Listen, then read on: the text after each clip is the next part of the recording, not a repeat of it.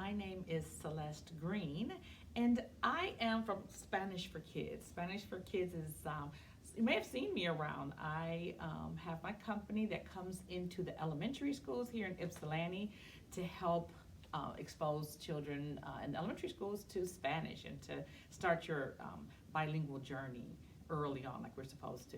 And I went to elementary school in Detroit, Michigan, and I went to McFarlane Elementary School.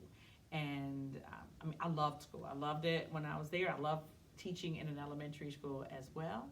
I went to college at Central State University, and that is an HBCU. It's a historically black college university.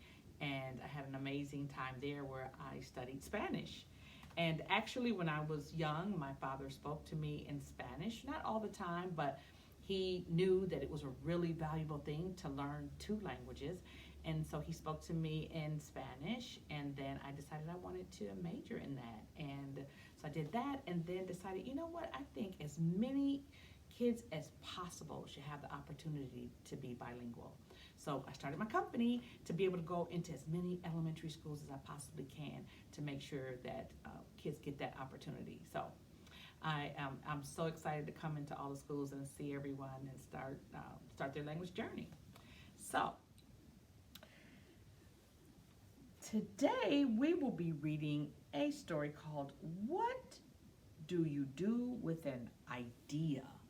What do you do with an idea? Written by Kobe Yamada and illustrated by May Beeson. What do you do with an idea? Let's see.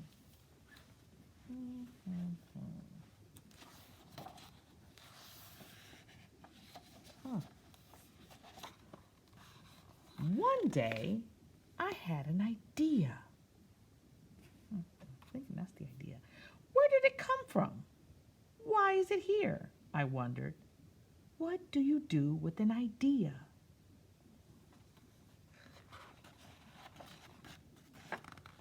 At first, I didn't think much of it. It seemed kind of strange and fragile.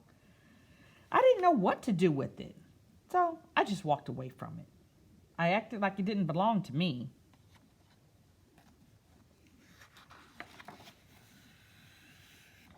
But it followed me. Still following him.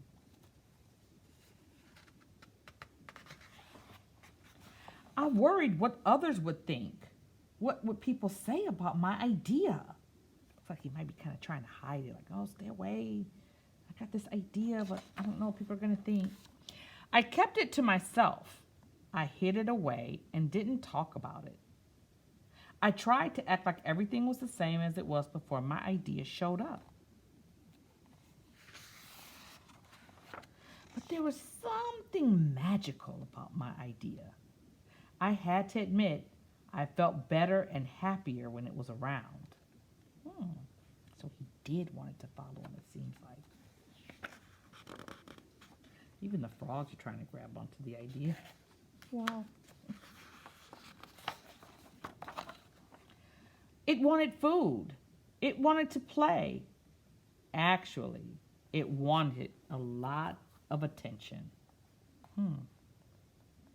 Sometimes when you have an idea, it wants attention. Let's see, so it's coming after him. I like how the time is on the video. It grew bigger, and we became friends. So he stuck it in his backpack and was like, okay, since you're going to follow me, I'm going to take you with me.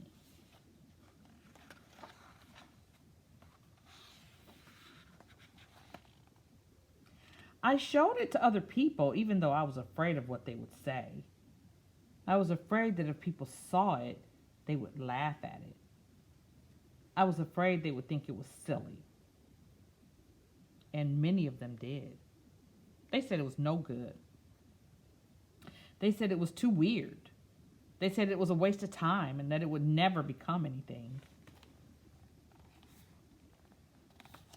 I wonder how I would feel if I had an idea and people thought it was no good.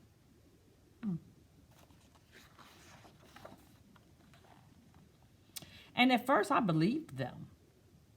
I actually thought about giving up on my idea. I almost listened to them. Look, he's walking further away from it. I wonder how the idea feels.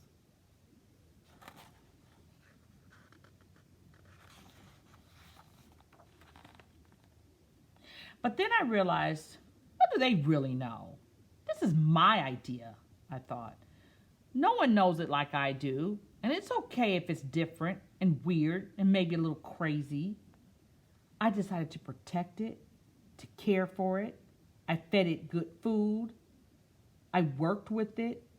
I played with it. But most of all, I gave it my attention. Yeah. He's like all attention on the idea. My idea grew and grew, and so did my love for it.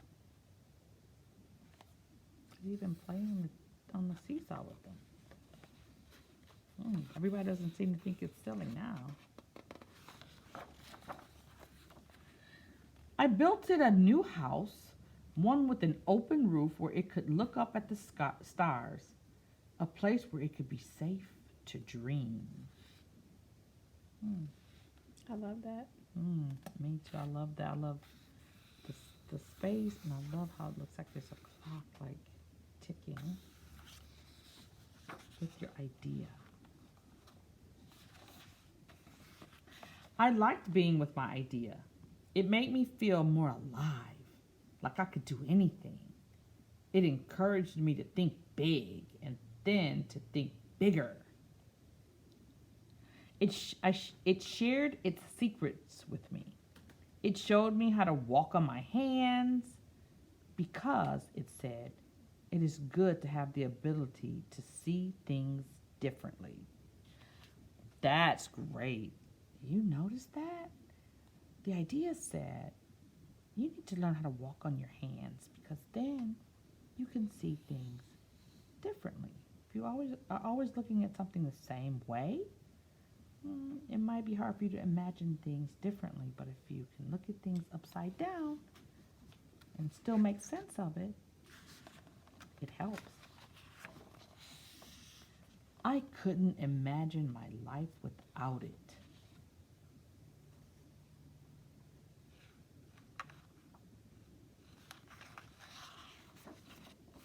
Then one day, something amazing happened.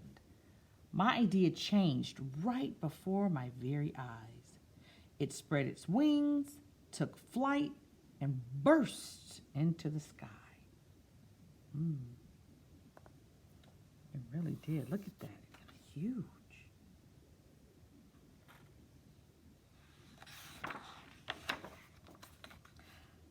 I don't know how to describe it, but it went from being here to being everywhere.